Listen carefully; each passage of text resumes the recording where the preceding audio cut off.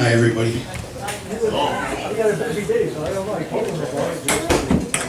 This is really an honor for me. I've been a member here for 14 years. My name's Don McGinnis. I'm the current Grand Knight. When Bob approached me, when I took over as Grand Knight, he called me up from Arizona, and knowing that he, lost his beloved wife, and hopefully some of you will be able to pay your respects next Monday there. Paul and Bob did a lot for this council. So did all of you in this audience. And those of us remember those who are no longer with us. And when I hold these meetings now as elected Grand Knight, and I know there's a lot of past Grand Knights here, I look here, I look at all of this, I look at those pictures, and I just realize how short life is. And Bob said, Don, I want to do this because it's important that we remember our past and how we got here. And I just want to say, especially for those of you, your widows, you brothers, this is a wonderful organization. You guys all know that. We're all taking our turn. You guys took your turn before us, and we learned from our past. And I just think it's an absolute honor that you guys have honored us with your presence. With that, I just told Bob I'd like to start with just a slight prayer, maybe the Lord's Prayer, if we can start. And then we'll do a Pledge of Allegiance, and then I'm going to turn the program over to Bob. Thank you. So I'm going to turn the mic over to Bob, and Bob, what we'll do is if somebody from the audience wants to participate, I can pass the mic or whatever. Here you go, sir. All right. Here we go.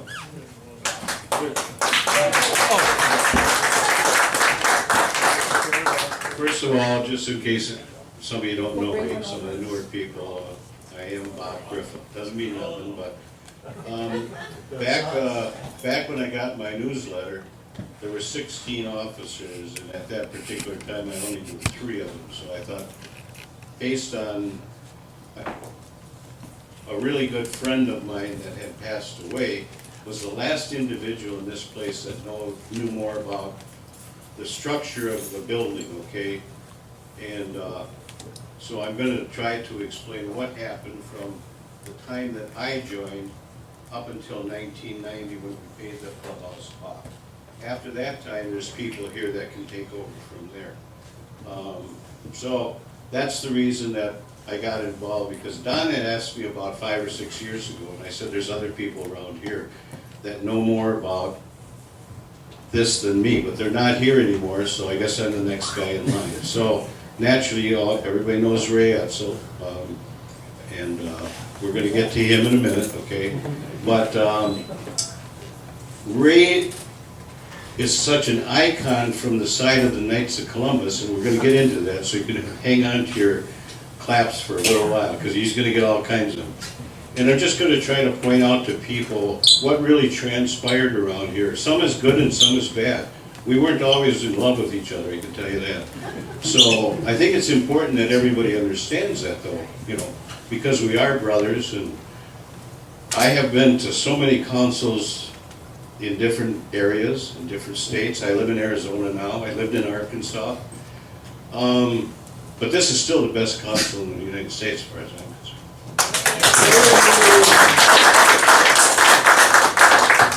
So I'm going to try to use a format that I heard about one time. I was actually a delegate to the All Faith Night from representing 4240, and it was our turn to go down to the Shriners. Well, everybody knows that Wayne Larrabee, which is the voice of the Green Bay Packers.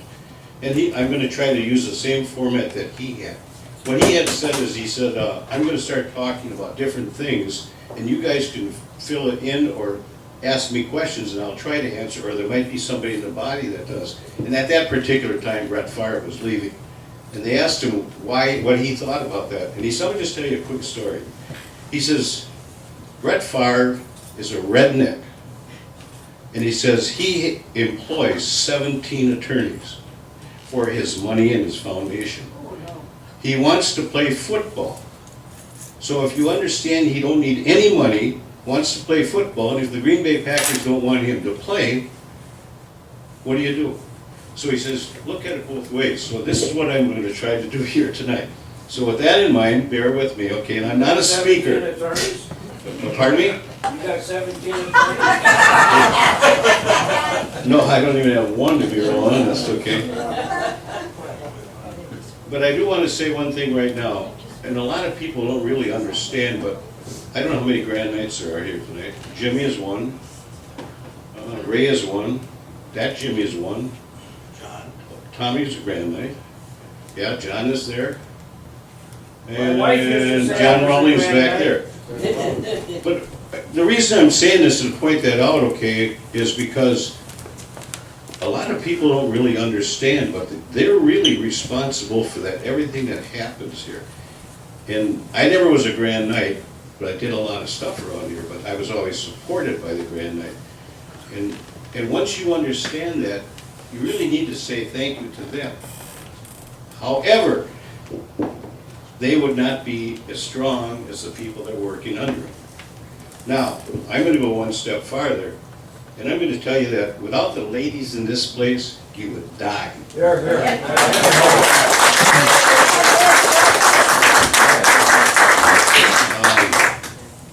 So with that in mind, I'm going to try to tell you stories about this place from the time that I joined, okay? So you're going to have to bear with me because I kind of got a format here and I'm not a speaker. When I joined here, I think, Ray, you will have to help me with this, but I think you were meeting in the basement of St. Mary's, right? Really, we did. Okay. So if you guys can think about this, there were 5 parishes plus would be St. Mary's, St. Anthony's, Good Shepherd, St. Boniface, St. Agnes, I think it was. And so when these guys came back and decided to do this, I think it was 58. It says June of 58, okay. I wasn't here. I came in, I think, 78, okay? But I gotta kind of read this because this is kind of crazy. The council was made of the parishes, fire department, volunteers, police department, baseball teams, mostly from the Nightingale, which a lot of people didn't know about the Nightingale, but the Nightingale was a dance hall as well as a roller rink. And when we did some of the things around here as far as the bathrooms and stuff, the urinals at the Nightingale, I'm about 5'4", 5'5", but it was like this. So when I came into this place, believe it or not, the urinals were in the basement. They were the same urinals. Okay? They were moved up. It's the other thing that's really crazy, I was 35 when I came in here. I'm now 78. But I had some pretty neat ideas, I thought. But these guys all came back from the Second World War, Korea. And they needed a little good old boys place to go. So George Rejo was a bartender for Ralph Krieger. And he was pretty much instrumental in trying to get a bar involved. Well, at that particular time, they started talking about it. Now this is what George told me because I was kind of like a protege of George. So he said that Ralph started pressuring him and they bought this from the Ambets. The other thing that's crazy, George was a milkman. I think Ray was too. So if you knew the milkmen back in those days, they controlled the ladies because they went to their house. They talked about their kids, they talked about their food, their picnics, their husbands were gone, they didn't care. So he was a really likable guy, okay? Better than the mailman, so to speak, okay? Ray was just like that, okay? How long they stayed or the milk got sour? I don't know, I don't know, but they built this, so that was pretty good, okay? And if anybody didn't know, Al Voigt was the guy that was actually running this place that they bought it from at the Orchard Inn. And this was a sugar beet factory office. Did everybody know that? okay? So consequently, there's 4 pictures up on the wall there. And if you guys get a chance at the end, you might want to look at that, because the sugar beet factory was, I don't know, maybe as big as what's around here now, Ray. Well, I'd like to say like A.O. Smith used to be. So if you can imagine having that, and then it's not here anymore. But the clubhouse was actually their office, and back in the 1800s, they kept all the money right here. So the safe was right here. You see this wall here? It still protrudes out. This is 2 foot thick, reinforced concrete. So when we knocked this out, it went over to here. And I was actually jackhammering up on top of the ceiling, and we took 15-minute intervals, and the fellow that I'm going to talk about behind me was Cliff Rasmussen. Now that name is I'm going to be bringing up names that some people know and some don't. But anyway, he went through the wall after me, and he was okay. But the moral of that story is that he worked for some people that owned a job shop behind Water Street, where Costco is. Now they were Lutherans. We're Catholic. Okay. But George, being the likable guy that he was, would take Cliff under his wing, and Cliff worked for the Evers. So now think about this. The Evers are a job shop, 4 brothers, all Lutherans, and we had no money. So how do you get a Lutheran to work for nothing and still be on your side? Well, Cliff would happen to be Catholic. So this is hard to believe, and most people don't know about this, but anything that we wanted done here was done by Evers over there for free. And That's why he's governor, right? who's that? Ron Evers. But the other thing is, there were 4 brothers, and Mike actually owned it. And he had, the other 3 brothers worked for him. But what we had to do was, it really is crazy. They only worked 4 days a week. So they would work on jobs like, they'd make all kinds of stuff, piers and anything on Friday for cash. And that's when they would do our stuff. But it's really crazy. I mean, to think that we pulled that off and they supplied all the metal and welded, and it was just crazy. I What mean, did they all do? What did they all build? a job shop, that's all they were. But what did they build You're in here? here. Oh, well, the most important thing that they built was a dance floor. And I don't want to bring that up yet, because we're going to get into that festival. So I'll just keep going here, okay? I'm sorry to do this to you. When I joined, though, okay, oh boy.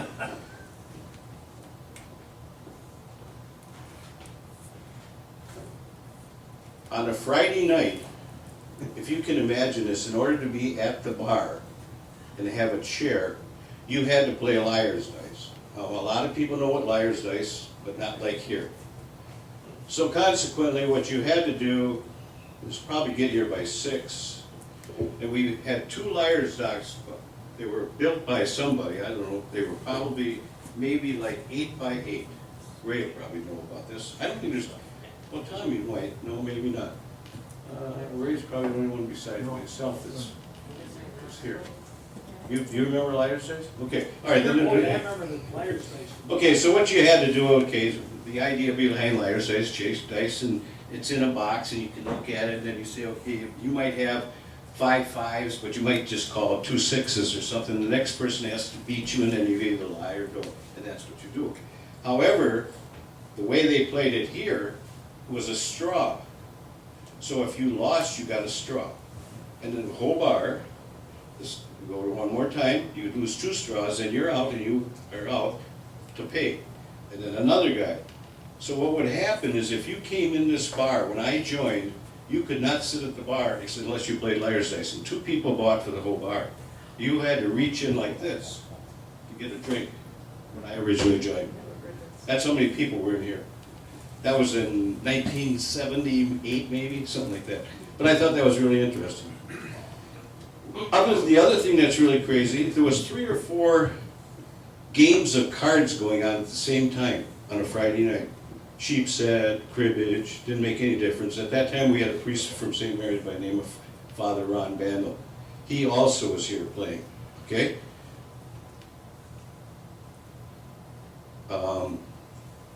I'm 35 years old at the time, okay, so I'm thinking, man, this is the place I want to be. So that's how I got actually involved with the Knights of Columbus. So I was sponsored by a guy by the name of Gary Benson. And you were a middle air, right? Well, I don't know about that. I probably had to get there, right?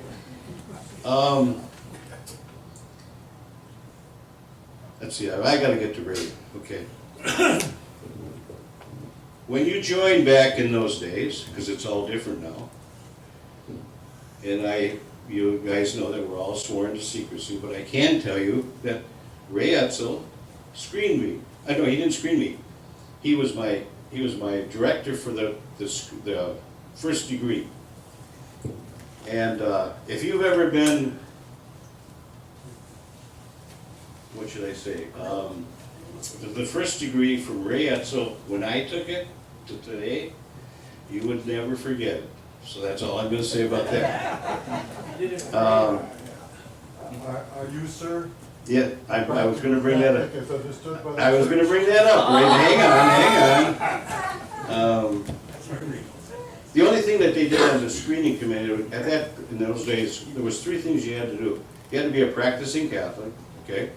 You also had to be assigned to work the festival and Tootsie Rolls. Outside of that, they didn't care what you did after that, okay?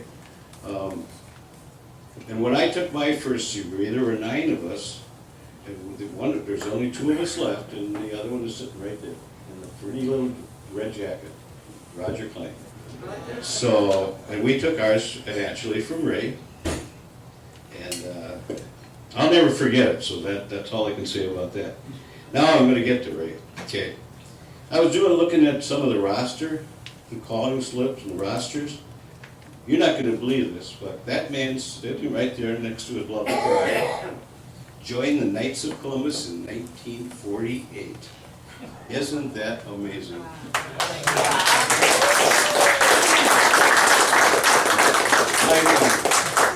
Now think about that. I was born in 43. So I think that's just so commendable. And Ray did want to talk about the Knights of Columbus, so let's just jump in there right now. Ray, you want to talk about that for a minute? Because this is an interesting story. Well, I was going to tell you about when my dad joined. He joined in 1918 when he was 18. And the reason that I was 20 when I joined, but the reason he joined at that time was during World War I, the Knights of Columbus provided what we had in World War II called the USO. In other words, there were a place where the soldiers could go and relax, have a soda, and we weren't the only ones. The Red Cross did the same thing, and there was a couple others. But there was one thing that the Knights of Columbus did that nobody else did. Number 1, everything free, everyone welcome. And the everyone welcomed, that included black soldiers and people. We were the only outfit that welcomed the blacks in World War I. So we got a tremendous boost from that in this country. And my dad, who was a little too young to get into World War I, he and his brother-in-law both joined the Knights of Columbus. But another thing that I thought you'd like to know, in those days, it was a teetotal organization.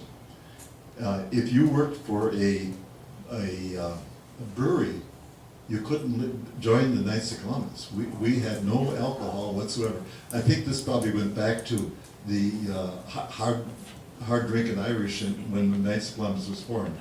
But at any rate, that's the way it was. And the reason that he was in St. Mary's basement when he took his degree was because it was a very exciting time. Well, we'll let it go at that. But you've heard of the 3rd degree. Well, that's where it came from. And now it's changed, so just so you guys know. But It was crazy, and I won't go into that either. But anyway, when I was going through the roster, this is kind of neat anyway, I did find out that there's actually 3 people still in this council from the 50s. There's 5 left from the 60s, and there's 14 of us left from the 70s, of which Roger's one, I'm one, and I don't think there's anybody else here. So I'm really kind of taking this up to 1990. Now bear with me here. Okay, let's talk about the council, because a lot of people don't really know what the council is really about, you know. Council is really 3 different groups, possibly 4. The council is what's really responsible for 4240, guaranteed, forget the bar. And the corporation really owns the bar. They have to be non-profit. I mean, they can be profitable, the council can't be, but the council's actually responsible for everything. And then we have our charities. So when I was thinking about this, the 4 most influential people to me, I'm going to tell you who they are. Actually, it comes out to 5. But John Weber, now Jack was supposed to be here tonight. His dad was a Grand Knight. It was very important to me, and I'll tell you why later. Okay, George Reho naturally was the first bar manager, the guy that talked to Ralph Krieger from Krieger's Bowling Alley, got the bar, basically, and he was our first bar manager and was here for a long time. And of course, like I said before, he was a milkman like Ray. He could pull in the ladies. So the ladies got their husbands to come, and that was it. And back in those days, we had a judge by the name of Joe Esser. Oh, yeah. He was a cigar smoking, and he also was one of the card players on Friday nights. And he would do stuff that was really kind of neat, like if a kid came in there and got in trouble for whatever reason, he would make him go back to the classroom and say, guess what, I stole something. That would be his punishment to the kids in school, which probably was a better way nowadays, because it would be very embarrassing. And of course, Ray Etzel, I talk about, first degree team, can't miss him, and that's where he was just saying. For anybody that has ever taken their first degree, and I know I'm not supposed to say this, but I'm going to tell you anyway, he would tell you like this, and I've never lost that, and he would say to you like this, and you, sir, and you, sir. Do you remember that, Billy? Okay. Well, that's how deal with that. Because we're not supposed to be talking. And there's one more guy that I'll never, ever forget, and that's Dickie Muir. So he was a worker that, his wife is here, Bernie's sitting right there. And he actually ended up being a really good friend of mine because I actually had so many people help me run things to be successful but he was one guy that would always say, you see that little son of a bitch over there? Go over and ask him, he'll tell you exactly what he wants done. And I thought that was a cute story. And that's a true story. But over the years, there's been so many fracking people in this place, and that's why I say you're never going to go anywhere in the world, because it just continues on, just generation after generation. I mean, it's just crazy. So, we talked about Cliff and the Everts, 4 brothers. Oh, I didn't tell you about the safe, okay? I talked about it before. And we knocked out the walls, and they were I think the ceiling was 2 foot. But there was a safe door. Do you remember that? The money was behind the safe door. Guess where that went? Well, if anybody has ever heard of the honey bucket and heebie-jeebies. So we took that down to heebie-jeebies and the honey bucket, and if you were 25 and under, you were on one side of the door, and if you opened the other door, you went where the old people went. So that's where that safe door went. Now, Bobby. That door- Tommy was a bartender. Yeah, but that door is now up at Donnie's place where he made a downscaled honey bucket, heebie-jeebies, and water main, and it's in the Dells in his lake, or his, He's in Lake Delton, I know that.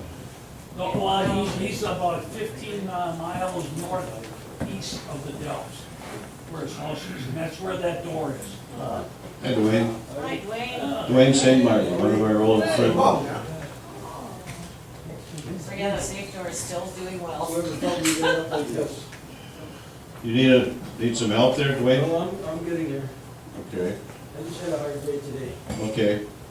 The other thing that's really crazy about this, so we actually are pretty honored lots of times because I actually took my first degree with a guy by the name of Roger Klein. And guess what? He actually was a partner in the heebie-jeebies and Honey Yes, Bucket. that's right. So we're honored by having Roger and Sandy here. The only reason he's still here is because of Sandy, though, you know, just so you guys know. Let's see. Oh, we talked about the bathrooms. Okay. We decided to put an addition on naturally because they wanted to bring the bathrooms up. And so if you can imagine, we only went up to where that door was. That was the old sugar beet factory. And then the two bathrooms were brought up. We put that addition on out there. So because we had to have some block put because of the footings, and this is back in actually Bob Staliga's days, so we won't bring him into it, but we did have an engineer here and a building inspector. And he was just nothing but a pain in the butt. He must have been Lutheran. So we took the plans up about 5 different times. We always got turned down, but guess what? He fell down and broke his leg. So he wasn't around.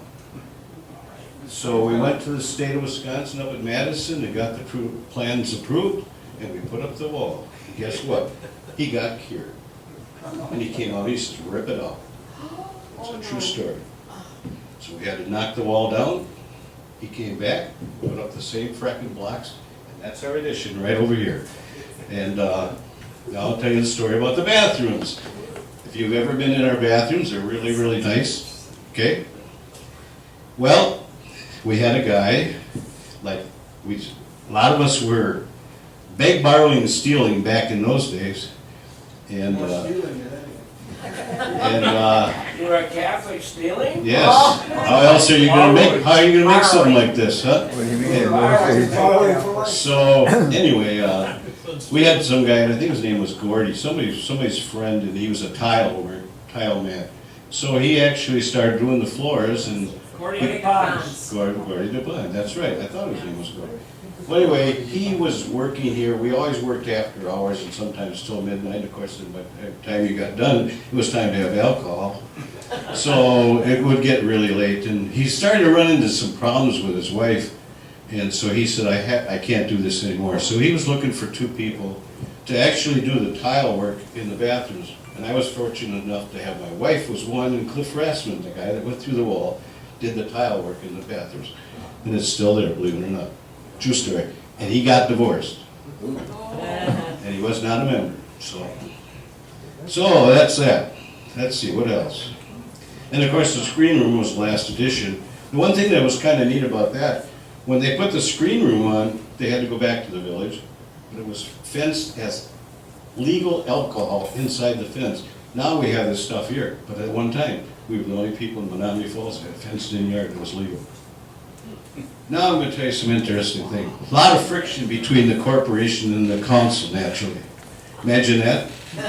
Brother nights, is that possible? The thing that was crazy about it is most of us were officers both ways. Okay? So if you were a corporation officer, when you went there, you put that hat on. When you were council, you put that hat on. So we finally got all together. There was a lot of cliques and stuff at that time. I don't know if there still is, but we made it through. Bar was always supposed to be self-sufficient. And fundraisers. That's where we ran into the problem. Back in those days, the members did not want to give anything to the clubhouse. They wanted to give it all away to the charities, which was okay, but it wasn't okay. And I'll get into that later when we get to the festivals. But we were so fracking broke, it was unbelievable. There was, the officers, one year we had to chip in to pay for the license to be open back in those days. We have changed that since now because there's other fundraisers.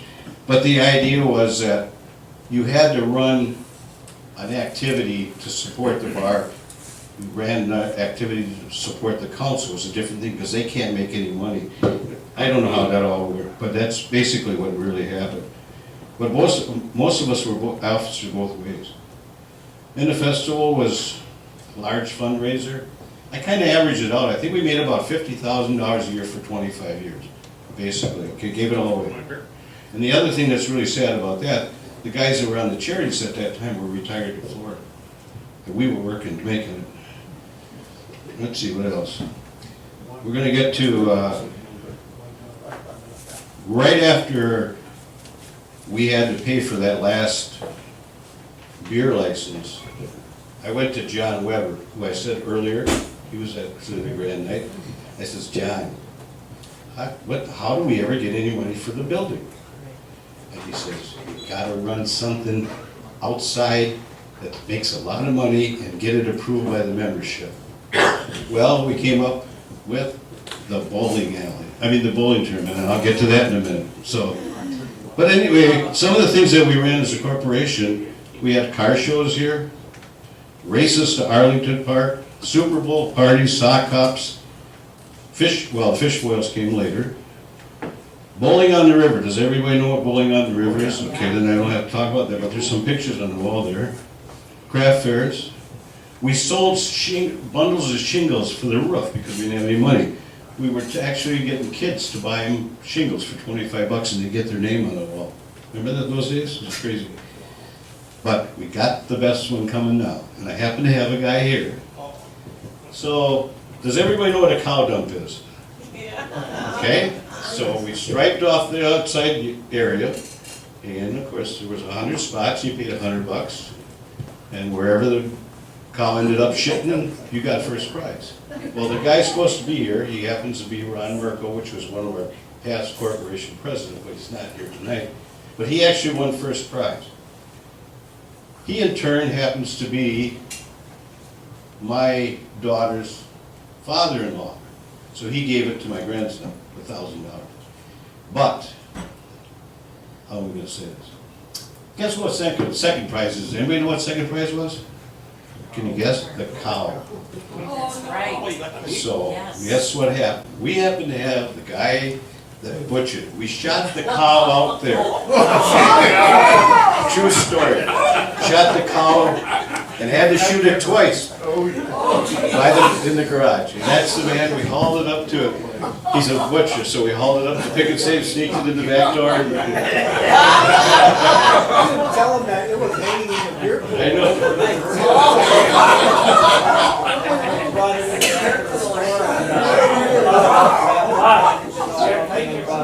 Yeah, no, Jack I can prove, everybody knows he's past granite, he shot it, yeah. So, we have done some crazy things around here that people don't even know about, but now you do. But here's some of the kind of interesting things that I thought I wrote down. We did do retreats to Chambers Island. I mean, I don't know if everybody knows that. Us guys would go up there. We did that about 5 or 6 years, something like that. Leave about 2 o'clock in the morning, get up there and golf for about, I don't know, 3 hours. Then actually, guess what? We had to go to the tavern. So we went to the tavern and then we jump on a boat to go over to the island where we were supposed to talk for 2 days. But that didn't always happen. And the initiation was always to put somebody's bed full of stones. So that was your thing. I thought just thought the retreat, nobody remembers that. One time we had 45 licensed bartenders. Wow. Okay, because most of them, everybody was a volunteer. And the Falls came out with an idea that all bartenders had to have instructions. So I actually promoted the police department to come in and give our own class here. So we all got licenses right here, which was kind of neat. We had our faithful navigator was a guy by the name of John Heineck. And he was one of the card players. And again, I get back to this group of old guys. They had their own little things. So he would be always irritated that we had a jukebox. Okay, we had a jukebox right behind Tom. And as us younger people started to come in, we started to change the music. We changed it from polka music to something different. And he didn't like that. So But now remember, he's a faithful navigator of the 4th degree. So needless to say, at that particular time, I didn't like 4th degrees. So he actually got so upset with us that he thought he was cutting the cord to the jukebox and ended up cutting the alarm. Believe it or not. But anyway, just another story. I started at 7. I didn't want to bring that up, but okay.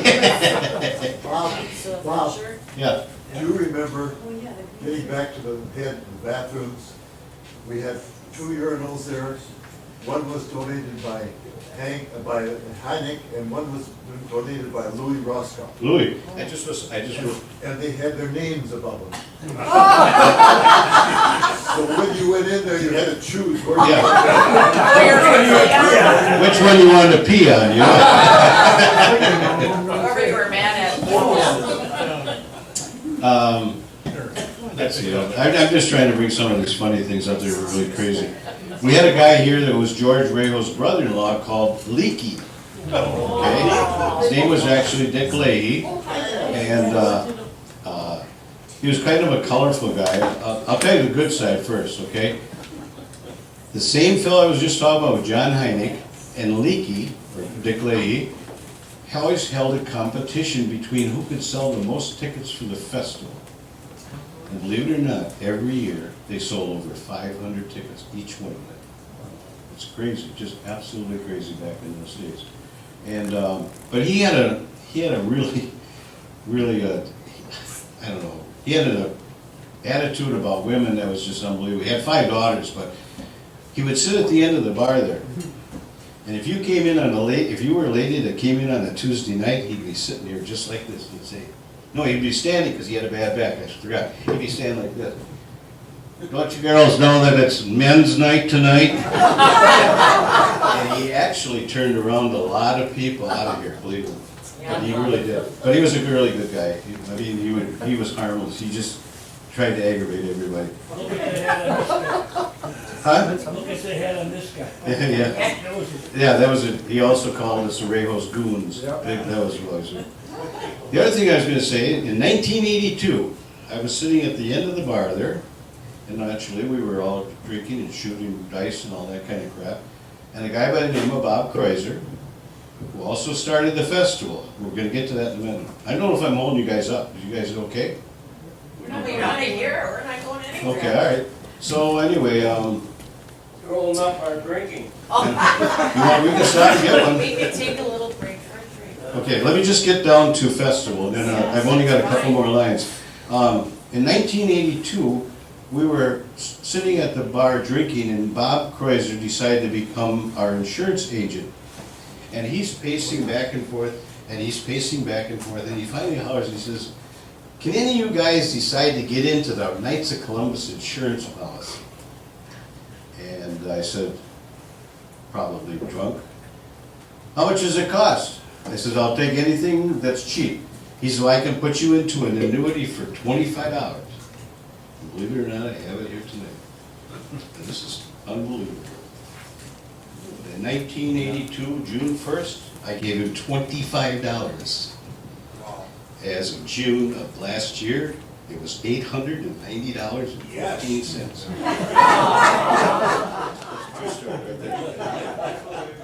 So if I gave him $1,000, guess what I would have had? I mean, I'm just trying to give you some points that are kind of interesting. I thought they were, because you wouldn't know that. So where am I at? Okay, let's,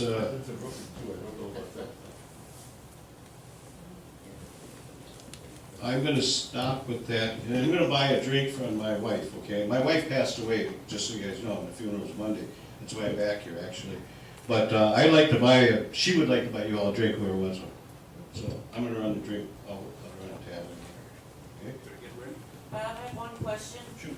What year did we raise the Johns? Do you remember the year? 83, I think. Okay, I want to find something in one of these sentinels over here Okay, for next, when we come back. so if anyone wants a cocktail. They're not important because everybody here, and I ran a lot of, I mean, I was responsible for doing a lot of things, and let me tell you, you don't get anywheres without your people. So the first thing I'm gonna tell you that I was so fortunate, everything that I ran or was involved with was pretty much a success. They weren't all successful, but most of them were, and it was only because of the people that were behind me. And I can't impress upon you enough about that. I will tell you that one thing that I don't like about what's going on right now, and I have mentioned it to the people, before what we did is we actually approached the people, and if you knew me, and I was gonna run something, you got a phone call from me, okay? And I think they're missing the boat when they say, call me, and they put it in the newsletter. I think it sucks. Because there's people out here that have been working around here for probably 50 years, and they don't even have a computer or something to respond to. So if you really wanna be successful, and I said I wasn't gonna always be nice, that's the number one thing in this council that's lacking, as far as I'm concerned. So, especially for the ladies. Because let me tell you, you will die without the ladies. I don't give a shit what I ran. Even though the guys didn't show up, at least the ladies were there. I mean, and they're still doing it, they're baking and you just don't understand. Fish boil. Fish boils Without was the done. women, Hey what Bob, happened? you know what? Behind every good man is a good And woman. I'll be the first one, I don't wanna get off on that. Anyway, Memorial Day was always, the festival was started for actually Farmer Vic, which was Vic Hellman, who actually took in kids that were, now it's called what, mentally challenged? At that time it was handicapped. Special needs, whatever it is. And he was actually a promoter at the ranch, and now it's some creative, I don't even know if they're still in business, but. And Bob Kreuzer, and I might be wrong about this, but he had an aunt that was a nun, and she was a missionary over in, I think it was Guatemala. We used to have plaques here, but I couldn't find them. And we would send money to them. And then what they did is they carved out different plaques saying thank you and all that kind of stuff. We had them all over the place. But that's the real reason that the festival started. Farmer Vic, the ranch was number one, and the mission in Guatemala or Dominican Republic, wherever it was.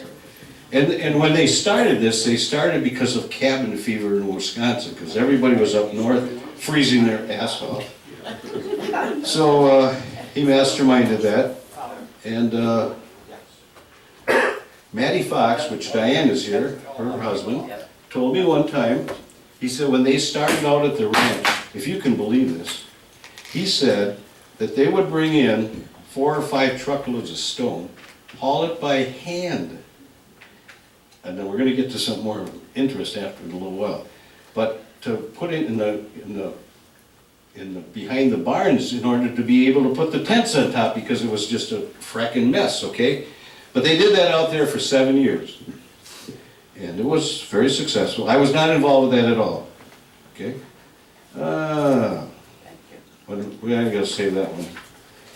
Now, back in those days, again, I get back to beg, borrow, and steal.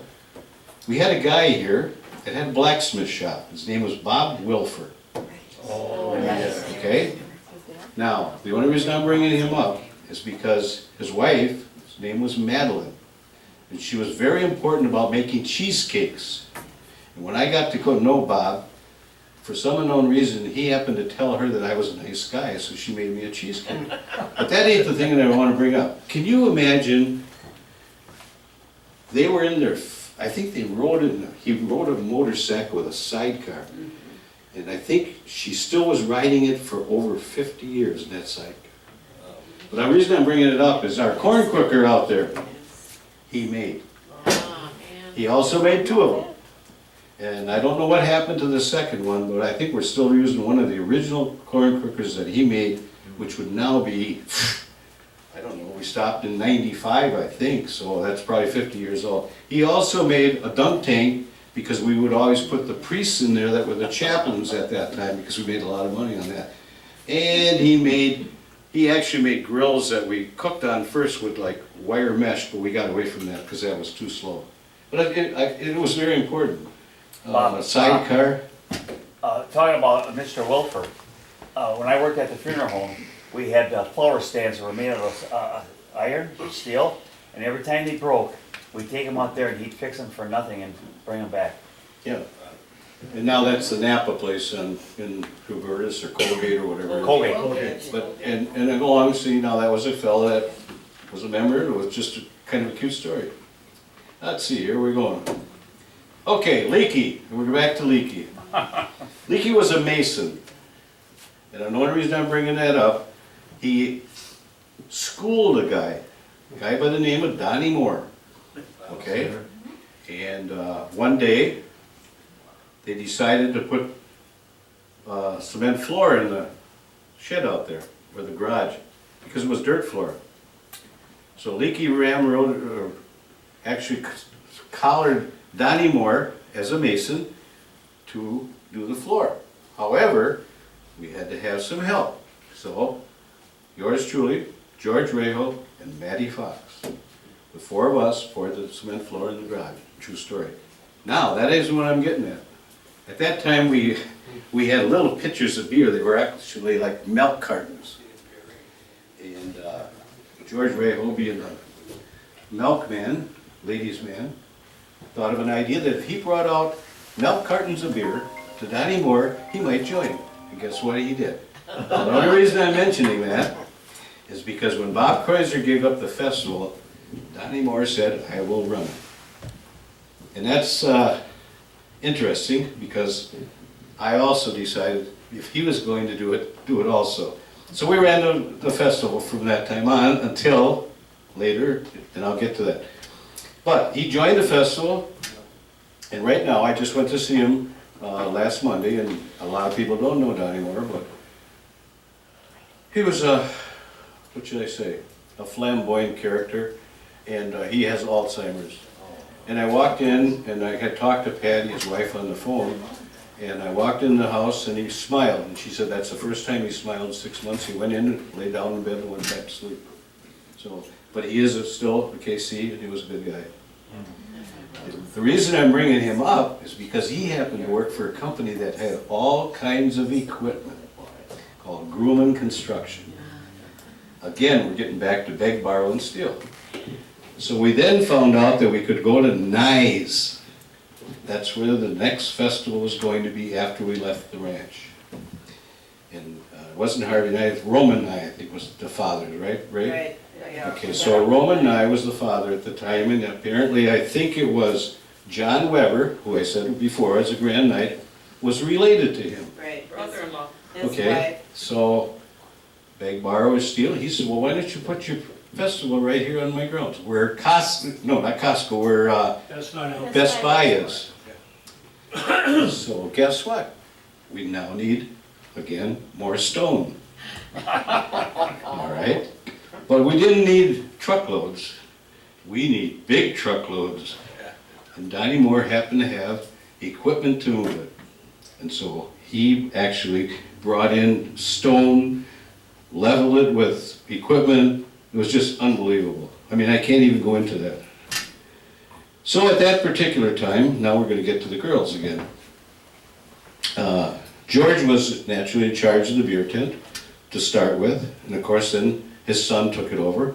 Tommy took it over one time. Tommy then went to music, and we went from polka music to rock, or what should I say, Rock and roll. rock and roll type stuff. We always had pop, and then on Saturday was Rocket 88 and the Rockin' Robins. Sunday was, it was Tony after a Radovan. while with Mr. Kristoff here, we did a lot of searching, and Billy, we went and got country music for Sunday, and we always kept polkas. Tony Rademacher, if you guys know that. Oh, yes. Tony Rademacher played until, I believe until his passing.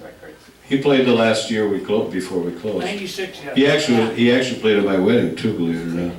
But anyway, getting back to that, John Weber had bingo. The parade, I think, was really originally done by, I know you have it now, but you were doing it before Gordy, right? The parade? With him. With him, okay. Yeah. And, Hey, Bob, just so you know, Tony Rademacher, his grandson, is a member here. oh, really? Yes, Oh, Jordan? yes. That's his grandson? Yes. I didn't know that. Great. Correct. Wow. And a guy by the name of Bob Kuhn, who I think he was assistant fire chief, right? Right. And he was actually our money guy at that particular. No, it was his son was chief fire chief. Oh, okay. Yeah. All right. Bob and Mary were. And then after that, you know, we had Jeff Sosong, Tim Donald, I'm sure you people know that, Dan Clark were people that were involved with as chairman's Bob, people. I want to tell you how brilliant we were at the time. Roman and I offered us a gift. I was gonna get to that, but wait. As you were, okay. Okay, I'll call you and then No, we'll get to that's all right, that. go ahead. That's farther down the line here. Now we're gonna get to extra income. We actually sold drinking gloves one year, Oh, yes. and we sold drinking gloves that said Memorial Weekend Celebration, but we sold the right hand. What the heck were we gonna do with the left hand? So the next year we sold the left hand. So that's kind of a cute story. Hats and shirts we sold, but the most profitable thing in the world, you'll never believe. Remember I said before about these little milk cartons? We were paying like a quarter or 50 cents to the beer distributor for them. And one day I'm looking at, we got it from Wow Distributing, and of course it was old style, which nobody wanted, everybody wanted Miller, but you couldn't beat whatever they were doing for us. I mean, they were just so good. Look, that shirt back there, well, that one there is Miller, but prior to Better that. brands. Oh, yeah, okay, better brands. Jeff Miller, Yeah, Uncanny, Jeff Miller was the old style distributor for Better Brands. Yeah. So, and that's where go ahead. so anyway, getting back to what they would do is they would actually supply us the shirts. We didn't pay for them, we could give them out to the people. I mean, it was unbelievable. They were a wonderful sponsor. But I asked him about the pictures one day, and I said, well, what about these pictures here? And he said, well, he said, if you take them with their name on old style, he said, we'll give them to you. Okay, well, that saves us a quarter or 50 cents. But the kicker was, we got to charge $1. And guess what happened? 50% of them were left on the bar. So we actually ended up washing them and selling them again. So that's a true story. There was so many left that we actually put a sink behind the bar. Yeah, That's a true I story. watched. John and Nicky used to Oh, watch it. yeah, my dad did. So, then I'm just kind of going, carnies, let's talk about the carnies. Okay, originally we had a guy by the name of Arnie, and I forget what his name was, but Bomberg. Oh yeah, and he was not good. But then we ended up with a family, Ron and I'm trying to think what the heck. Ron, what the heck was her name? It's not Lucille, it's Lorraine. Okay, they actually became our new carnival people. They were just wonderful. In fact, he died just well, not recently, but she's still going. The kids are actually running. The kids used to run around over here. But guess where they took a bath? Not Ron but the people that worked for him in the river. Believe it or not, they jumped in the river before 6 o'clock in the morning, and they took their baths and back out. We always thought Dickie Muir was the one that was first guy to see that. He couldn't believe it. We had 2 known problems of all the years that we were over there as far as accidents that I know of. Now, maybe somebody else knows of some more. One was a dog bite, where some kid was running through wherever the carnival people were, and we took care of that. And we had one kid get burnt on a grill. So neither time should have anybody been back there, but they were, so we took care of that. Fights, now fight's a different story. Back in the days, the police department, naturally most of them were members here. So what they would do is take their uniforms off, or they'd be off duty, and they were our security over there for a long, long time. Roger Fricke's brother would take his vacation. We actually paid him because he was there with one other fellow. They worked every year while we were open. But anyway, what they would do, if a fight broke out, we would stop it, and then they would call the police department, and they would take them up, and they would take them up to Q, and then they would say to them, it's like this: you can get out here, or you can go to jail. And we never had one case that was really, we averaged about 3 a night is what we really did, okay, just so you know. The other thing that's really crazy, people talk about bikers. I couldn't believe this myself, but when the bikers came in, the first time that they did this, if you guys have ever seen leftover corn, that smelly, stinky stuff inside of a garbage bucket, if you picked it up in the morning, then you would really know it. It stunk like crazy, old beer and stuff. And the idea, and I was going to set this down, but what they would do is the girls had, their initiation was actually to take the girls and stick them down in the... And the first time that I saw this, I went over to the guy and said, knock that shit off. And he said, no. The girl says, this is our initiation. So that was the first time I had seen that, but that's a true story. Okay, let's see, where are we going? Okay. Rain. Let's talk about rain. We happen to have, okay. Now, some of the gals that are here will attest to this, but if you can imagine, we serve so much beer that they never shut the taps off. Right. Do you imagine that? I mean, it's hard to believe. 5 hours, just Yeah. nonstop. And the guys would be serving it. But one year, we got rain. And I'm talking about the rain was running in the front and out. And we laid planks down. And I know that for sure that Diane and Carol probably were tapping. The girls always tap. We laid down one section of 2x12s, and the rain was higher than that. We came in with another set of 12s, and we came in with another set, and they stayed there all the time. And that's why I say, don't ever forget the ladies. Yeah, Yes. it was crazy, just absolutely crazy. But that particular night, we did the good Lord upstairs for some unknown reason. It must have been overshadowed us because we used to have the power box sitting out on the next to the post, and some idiot that must have been drunk drove over it. It was like sparks flying all over, and the only thing that I could really do was to take and shut the power down. So I found a hammer, and I hit it against the breaker, and the whole place shut. Never had no problem. Nobody got electrocuted. Can you imagine steel posts in that water that thick? Nobody got electrocuted. I couldn't believe it. Nowadays, if you ever went to Falls Fest or stuff, they got regular. I mean, it's all changed. I mean, I can't believe it to this day. So that's kind of a cute story. Bands played till 11, I think. Yes. Okay. The trick was to get the crowd out. Well, when you rolled the tarps, side curtains, we rolled them at 11:15, and you would not believe the temperature would drop from about 50 degrees, and you didn't have to worry about it because everybody was gone. So that's a kind of a cute thing. Noise factor. We had a lady, as God is my witness, I went over with the cops, and she lived about 3 blocks over off behind Grand, and him and I went like this. And she'd say, hear that? He'd say, do you hear it? Well, anyway, the only way we could solve that problem is we sent her on vacation every year for about 5 years when we had the true story. Paid for her vacation, but we got no more problems. Okay, 90-degree temperature. When it was 90, there was nobody.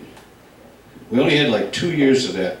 But I'm telling you right now, there's one fella sitting at the bar, and that's about what we had all day till at night. That's a true story. Let's see, bar.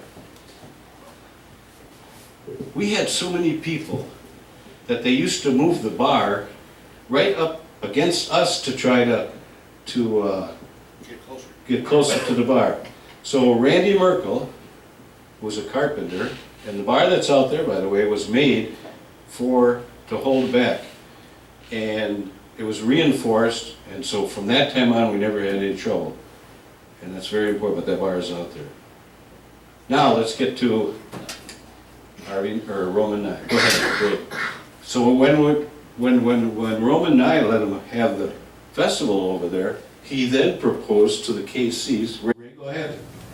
Well, he offered to give us the land absolutely gift, Free. free. True story. But we, brilliant people that we were, we formed a committee. And somebody found out that in back of the property had been a dump.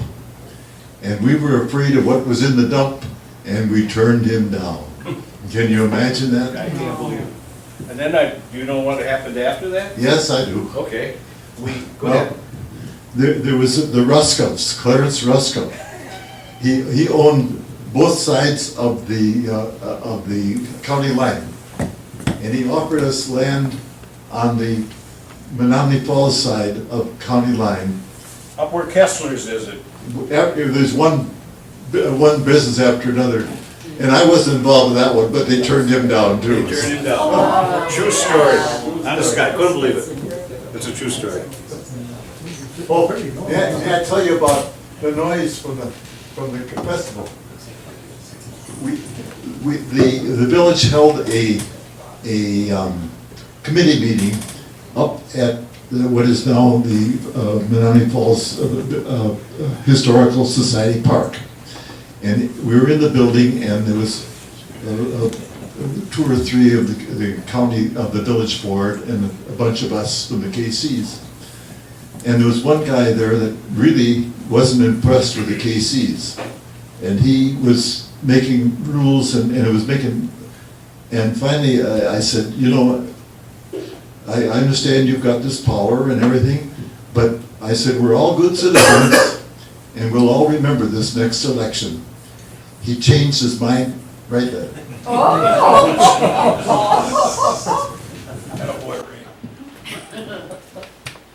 So, let's see, where are we at? Okay, festival. Politicians up. Let's see. We gotta pass the donating loan. George was okay, we got that fences. The other thing that we did is, we had purchased the picnic tables. This is crazy. We bought the picnic tables for the park over here, and then naturally we wanted to use them. Guess what? They charged us for them in the village. After we gave them to them. Saturday was the big day at the, you know, for the kids from the ranch and stuff like that. On Saturdays, what we did is we brought the kids out from the ranch. We brought some kids in from St. Coletta's. And the only reason I'm bringing that up is there was a fellow that was a member at that time, and I think his aunt was like the, not custodian, but maybe in charge of St. Coletta's. Now, St. Coletta's, the only reason I'm bringing that up is President Kennedy's sister was there, okay? So we bust them in, and they got a hot dog and a soda, and they could go on the rides, and everything was free. And then Rocket 88 played for 3 hours, I think, or 4 hours. And all we had to give them was a certificate for a tax exemption. So we did that, and that's where it was kind of included. That's what everything was supposed to be for, was for the kids, okay? One thing before you and Donnie took it over, remember when you guys got the dumpsters? Remember how the garbage got dumped? Oh, yeah, I do. Dickie Mears' truck. Yeah, right. And all the way down Menominee Avenue was beer cup blowing out of the back. It was just crazy what some of the crap we did. I told you about leaking, and kids picked up the garbage at 6 o'clock in the morning. We'd get like 25 to 35 kids out there at 6 o'clock in the morning, and it started out with Bob Kreuzer, then it ended up Dickie gave the kids tickets to go on their rides later in the day, and then they'd give them $1 or $2 depending upon their age. It was kind of, we'd have little kids like that there, which was really kind of neat. After the festival, Donnie had a house out here, what the heck is he on, Pilgrim Road, County Line? Pilgrim. Town hall. We came up with this idea to have a pig roast for all the workers, whoever wanted to get involved. And so what we did is we supplied the pig, I think, and some of the beer, and then everybody chipped in $5, and we get like 100 people out there. It was crazy. We had a good time. And there was always a victory dinner after everything. Now you're gonna wonder why we stopped the festival. Well, there's lots of stories that you're going to hear, or you did hear, why we did or didn't, but the real reason was the profit had gone down to zip, okay? I think the last year we ran it, we ended up with a profit of $6,000. Mind you, we were giving away like $50,000 to $60,000 earlier in the years.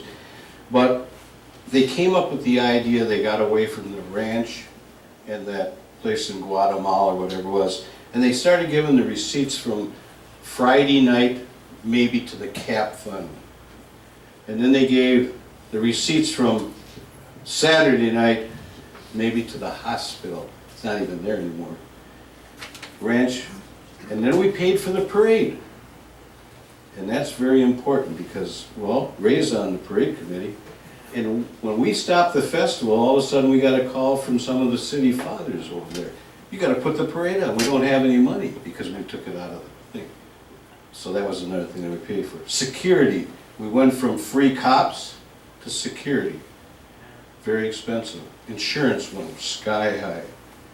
It was just crazy. But so we decided to quit, most of us, because we couldn't do it anymore. Well, the council had a meeting here. I'm telling you, there had to be, we probably had 320 members, and out of the 320, I think 319 were here. And all of them said we can't stop it. We didn't get one guy to even raise his hand to say he would run it. Everybody was looking at the floor. They knew how many cracks were in the floor. They did the paint job. Okay, so we stopped the festival. That's why. What year? 95, I think, or 96. In '96 is when we had the cold weather, and that was one of the backbreakers there because we were selling more hot chocolate than beer. Yeah. I- And at that particular, That's almost the truth. Jim was one of the people. He was a chairman. And of course, Jeff Soson and Dan Clark, maybe? Dan and I and Billy were chairman Oh, okay. for 5 years, and Okay. then Tim and Jeff took it over for, I think, Yeah, I Dan. think Paul was helping him at that That's particular. when we moved over by Ernie, Oh, okay, yeah. right? Yeah. Okay. Bob, tell them about the elephants. The elephants, I forgot about that. You want to tell them? Well, Ernie, when you moved over there, Ernie brought elephants to. Yeah, he brought in like a circus type thing or something. It never really worked out for him as well as us at that particular time. We were kind of like out of it, I think. You know, we didn't really get any money out of it. What do you know wants to buy an elephant? Yeah. Yeah. Okay, let's see here. Where are we going with this now?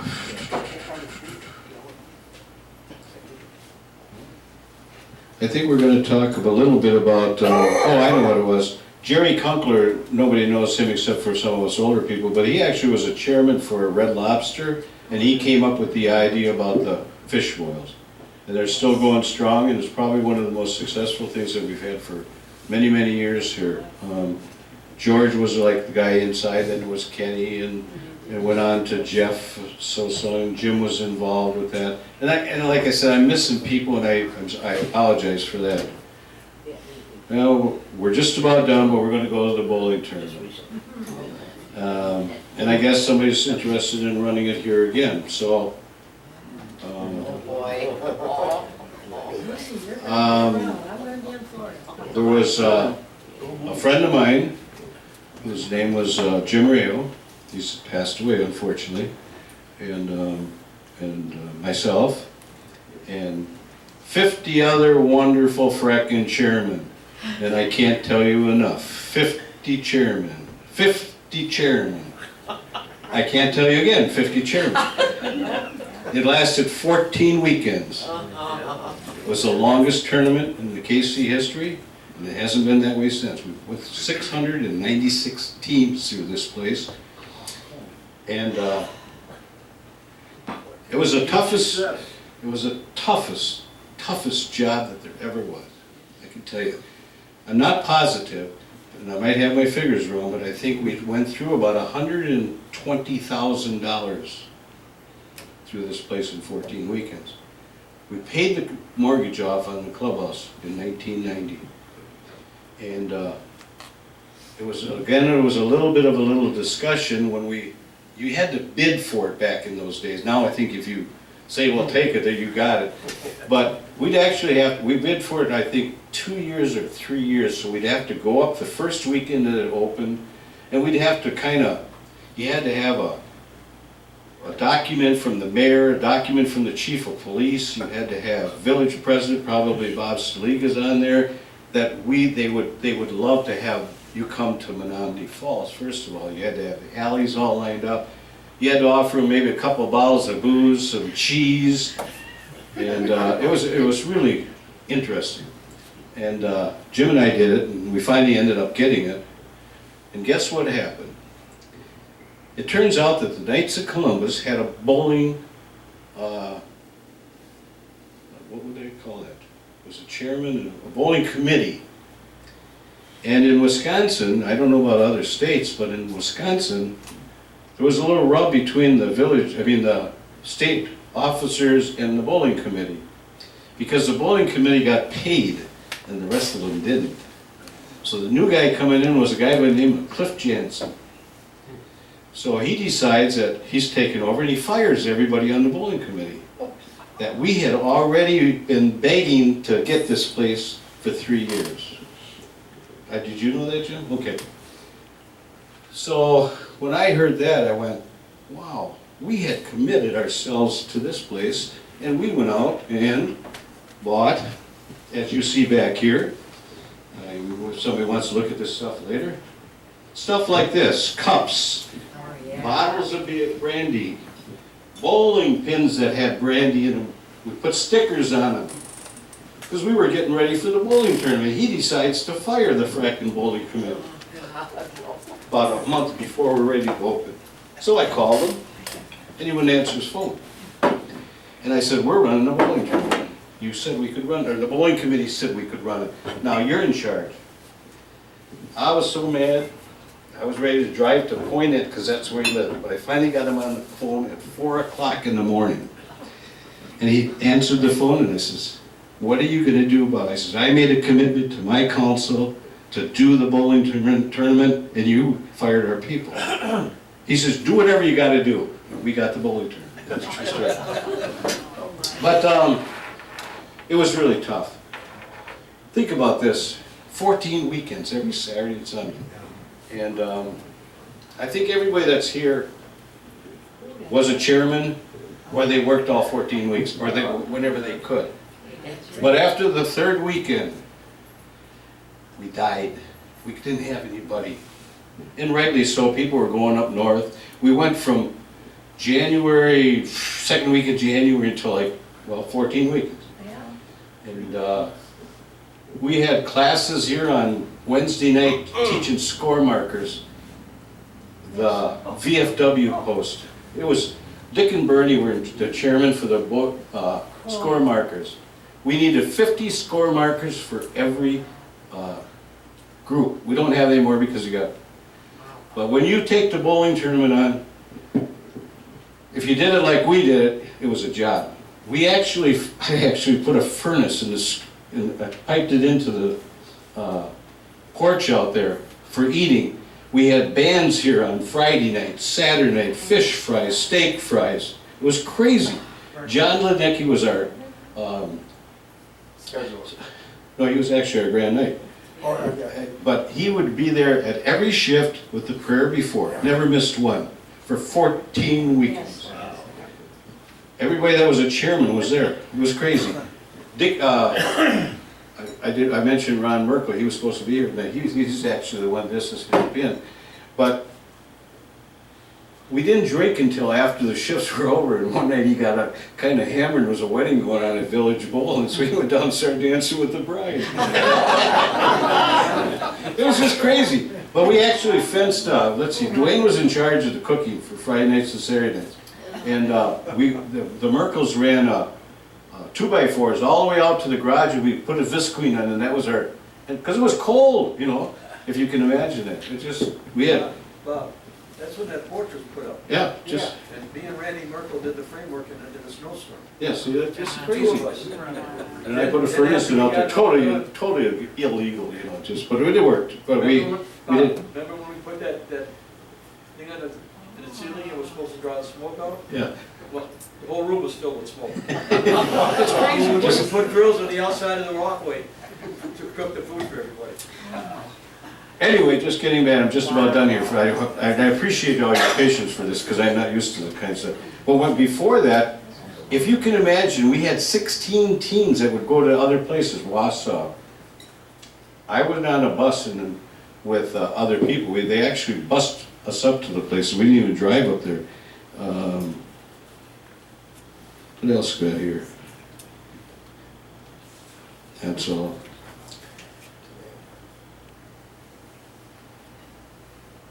But we did pay off the mortgage. We actually had had a big jam session here, and we made up a check that was about 4 by 8 with on there saying we paid it off. And with that, again, all I can say is thank you to my brother knights and their lovely wives. And I appreciate you all coming here. Oh. Did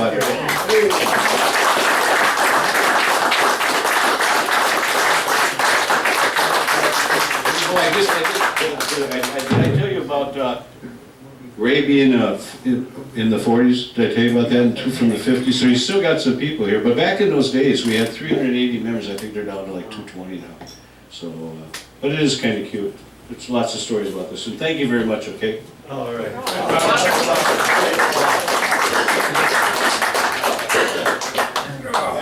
Bob? You know, guys, what we heard today is precious to those of us. You guys are the history of this organization, and our commitment as current Knights is to try to keep the tradition alive. And you know, regardless of what you see and heard, we're a fraternity. All of us feel the same way, right, guys? I mean, I look at these faces here. You guys love this organization, and there's emotional for a lot of you because your loved ones, your husbands, your kids. You know, I look at you guys. I look at the Yorks. I keep thinking of your son. You know, I did my degree with him, right? And I look at some of these faces here, and I told Bernie, you know, Fishbowl, we always have that chair set out for Dickie, right? We put a beer on here, don't we, Mike? We do. And we care about you guys. And we're just honored again to have you. But Bob, thank you for doing this. This is just beautiful. It's wonderful. I have a question here. Bob's kind of humble, but if I'm not mistaken, Bob is the guy that got the duck derby going. Yes. Oh, yeah. Yeah. He hadn't mentioned it, but he's the guy that started it. He's the godfather. Yeah. He was at this meeting. I was a new member. I remember sitting here. He brought it up, and some of the guys remember it. 2008. You guys went through it, and there were people pushing back, saying, "Oh, we don't want to go through that again." And he pushed it. And that's the most successful fundraiser this council has. Grand night then, he asked. Tommy he was said, grand "Go, night." Run with it, Bob, I trust you all the way. That's right, Tom. I remember the first time he tried it, we did it from below the small Bama Falls, and we ran it from there to Oh, and forever. Pilgrim Road. And of course, Bob and a couple of guys were with the waders on behind, trying to free all the ducks up because they got stuck in a branch or a log. It was the longest stopper ever. Oh my God. Well, as anything else, we always have to end, you know, and like I said, we're going to end this in prayer, and I think Oh yeah, by the way, if anybody is available, my wife's funeral is at St. Anthony's on Monday. And if you can't make that, if you want to come over here, we are going to have a celebration. It's going to be a party, so. What time? 10:30 at St. Anthony's, and right after that it's here. And I'm probably going to keep it open until 6 o'clock at least, because of the fact that I work with some people, and they won't be able, because it's a Monday, they won't be able to make it until later. So if you can make it, I'd be more than happy to have you come in here. so we're going to close with a prayer. I think a Hail Mary would be very